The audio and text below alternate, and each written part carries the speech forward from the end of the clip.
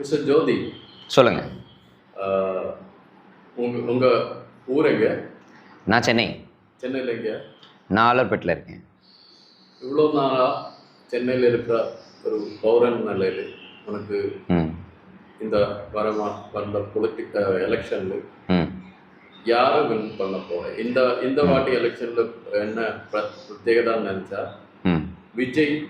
விஜய் கட்சி காம்படிட் பண்ண போகிறேன்.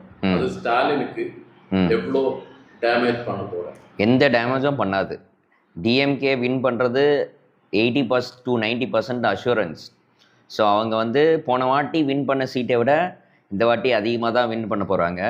ஸோ அதுக்கான எல்லா ஸ்ட்ராங்கான ஃபவுண்டேஷனும் அவங்க பண்ணியிருக்காங்க. அதுக்கான ஸ்கீம்ஸ் ஒரு 4-5 இயர்ஸ்லேயே அவங்க நிறைய ஸ்கீம்ஸ் இம்ப்ளிமெண்ட் பண்ணியிருக்காங்க. ஃப்ரீ பஸ்ஸஸ்லேருந்து அது ஃப்ரீயாக இல்லாத அதுக்கு மகளிர் உரிமை தொகை அப்படின்னு சொல்லிட்டு they are not instituting free schemes. They are giving priority to people, womens. அப்போ அவங்க நிறைய உமனுக்கு ப்ரியாரிட்டி கொடுத்து நிறைய ஸ்கீம்ஸ் பண்ணுறாங்க. மெயினாக எஜுகேஷனுக்கு ஹெல்ப் பண்ணுறாங்க. ஸ்போர்ட்ஸ் டெவலப் ஆகிருக்கு. நிறைய பிளேயர்ஸ் ஒலிம்பிக் போய் வின் பண்ணிட்டு வராங்க. ஸோ அந்த மாதிரி நிறைய ப்ளஸ் இருக்குது. இப்போ டிஎம்கே ப்ளஸ் மட்டும்தான் இருக்குதுன்னு கேட்டிங்கன்னா இல்லை, மைனஸும் இருக்குது.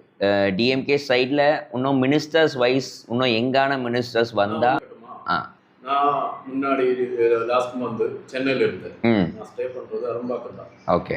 அப்போ எனக்கு என்ன தோணுது, அந்த லோக்கல்ஸ் அங்கே டிராஃபிக் ரூல்ஸ் ஃபாலோ பண்ண மாட்டேன். இப்போ சிவரில் இருந்தால் அங்கே க்ராஸ் பண்ண மாட்டேன். இங்கே இருந்த கேரளாவில் இருந்தால் எல்லாமே ஈவன் ஹெல்மெட் இருக்கும். ஓகே.